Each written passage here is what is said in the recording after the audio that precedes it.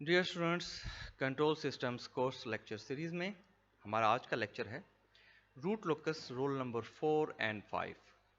Rule number 4 एजम्प्टोट्स का है और रूल नंबर 5 जो है वो सेंट्रॉयड है। और इससे पहले हम 3 रूल्स जो हैं वो रूट लोकस के देख चुके हैं और अब हम कंटिन्यू करेंगे 4 और 5 पर, और साथ में उसकी एग्जांपल भी देखेंगे कि किस तरीके से हम इन दोनों रूल्स को इम्प्लीमेंट करेंगे। रूल नंबर 4 की बात करते हैं जो कि एजम्प्टोट्स हैं। Generally number of poles are more than number of zeros. जो हमारे पास सिस्टम होते हैं ट्रांसफर फंक्शन के, उनमें पोल्स जो हैं वो ज़्यादा होते हैं with respect to the zeros. तो अगर जब हमारे पास p इज ग्रेटर देन 0 हो तो इसका मतलब होगा कि in such case p minus z branches will approach to infinity, जो कि हम रूल नंबर 2 में भी पढ़ चुके हैं। This rule gives us information about how these branches approaches to infinity. ये रूल हमें बताएगा, इंफॉर्मेशन देगा कि जो ब्रांचेस इंफिनिटी तक जाएंगी वो कैसे जाएंगी, ठीक है, वो अप्रोच कैसे करेंगी infinity with respect to the different angles.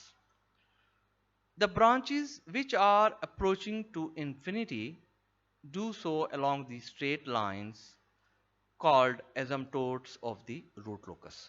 ठीक है, जो स्ट्रेट लाइंस होंगी हमारी जो अप्रोच करेंगे टुवर्ड्स इंफिनिटी, उनको हम कहेंगे एजम्प्टोट्स ऑफ द रूट लोकस।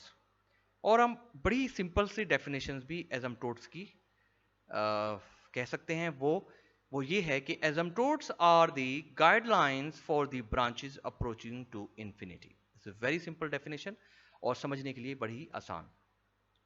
तो angles of such asymptotes are given by theta is equal to 2q plus 1 180 degree divided by p minus z. So p minus z due to the this one. So where q is equal to 0 1 say p minus z minus 1।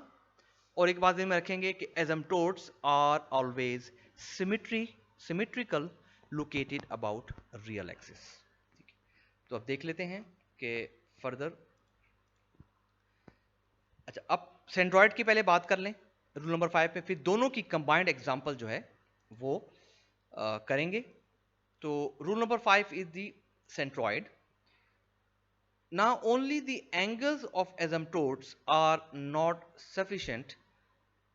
क्योंकि angle of asymptotes इसलिए sufficient नहीं है, हमें एक point ऐसा भी निकालना है कि जिस पॉइंट से कोऑर्डिनेट से ये जो एसिम्प्टोट्स हैं वो मूव करेंगे। किस कोऑर्डिनेट से जो एसिम्प्टोट्स हैं वो मूव करेंगे वो सेंट्रॉइड होगा।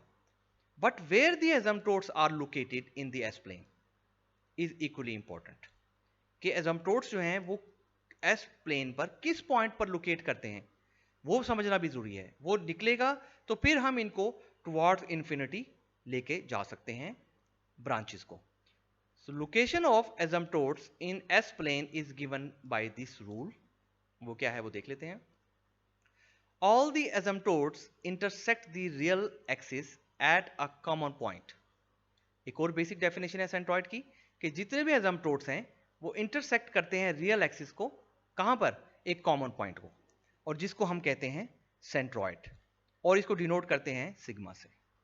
So coordinates of centroid can be calculated as sigma is equal to summation of real parts of poles of g of s h of s minus summation of real parts of zeros of g of s h of s divide by p minus c।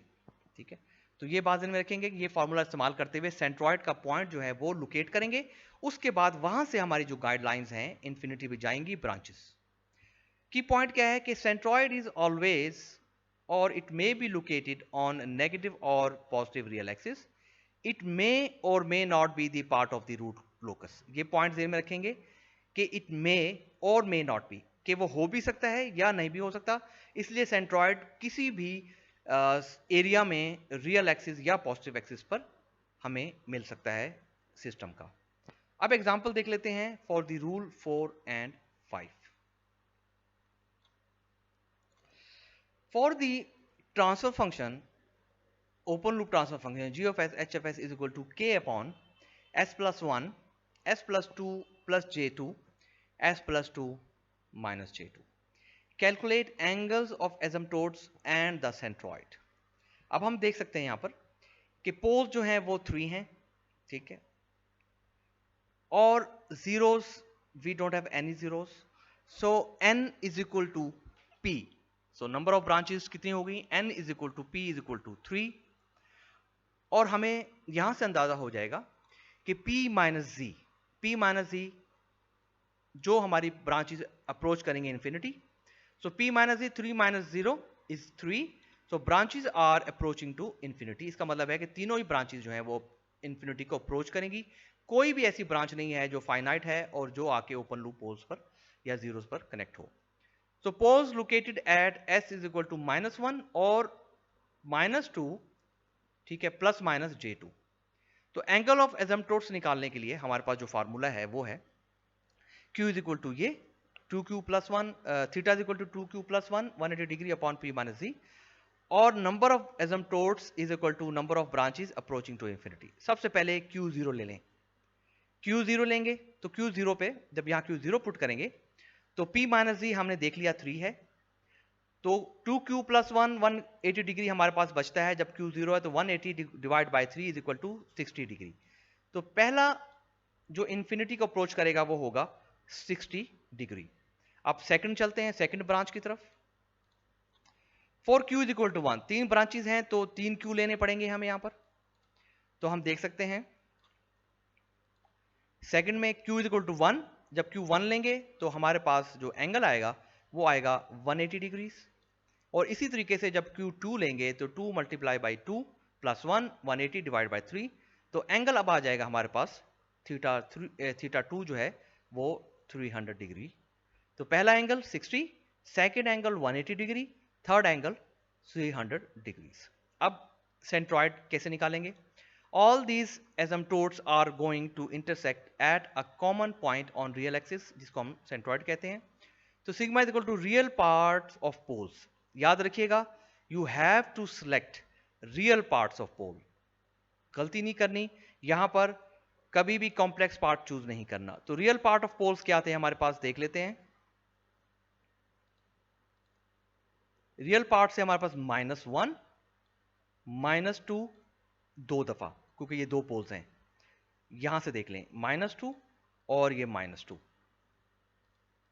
तो हम ले रहे हैं real parts of poles, -1 -2 -2, and real parts of zero हमारे पास कोई भी नहीं है तो -0, और P माइनस जी हमारे पास कितनी है 3, तो हम देख सकते हैं -2 -2 -4 -1 -5, तो -5 divide by 3 is equal to -1.67। अब centroid and angle of asymptotes को हम किस तरीके से ड्रॉ करेंगे? हमने यहां पर पोल जीरो मैप बना लिया। पोल जीरो मैप बनाने के बाद, ठीक है, उसके बाद हमने ये देखना है कि पहला एंगल हमारे पास किधर है। ठीक है, पहला एंगल हमारे पास है 60 पर, ठीक है, और दूसरा एंगल कितना है 180, तीसरा एंगल है 300। तो सेंट्रॉइड ड्रॉ कर लें। सबसे पहले सेंट्रॉइड ये आ गया, सेंट्रॉइड है -1.67, ठीक है, तो -1.67 पर सेंट्रॉइड आ गया। अब इस सेंट्रॉइड पर पहली ब्रांच टुवर्ड्स इंफिनिटी किस एंगल पे जाएगी, 60 पर। तो जो 60 का एंगल था वो हम देख सकते हैं, वो आपको यहां पर D लेनी होगी, तो दिस इज 60 एंगल, ठीक है, from here this is angle 60। तो इसका मतलब ये हुआ कि θ1 हमारा जो है वो पहला जो एंगल है 60 पे वो ऐसे क्रॉस करेगा। दूसरा एंगल जो है वो हमारा वो है 180, तो यहां से स्टार्ट होके 0 से 180, तो θ2 हमारा ये आ गया 180 एंगल 180। तो ये हम देख सकते हैं θ2 इज इक्वल टू 180 एंगल, और जो θ3 है, ठीक है, वो 300 है। तो हम जब स्टार्ट करेंगे विद D, तो हमें कैसे स्टार्ट करना होगा, यहां से, तो ये यहां से मूव करते करते करते ये यहां पर यहां तक, सो सारे कॉमन पॉइंट पे इंटरसेक्ट करेंगे, यहीं से ही मूव करेंगे। तो तीसरा एंगल है ये θ3 इज 300 डिग्रीज। तो यहां पर ये करेक्शन है कि ये θ2 है और ये θ3 है, और इससे पहले θ1 है। इस तरीके से हम सेंट्रॉइड और एंगल ऑफ एसिम्पटोट्स को ड्रॉ करेंगे for the rule number 4 and rule number 5. Thank you.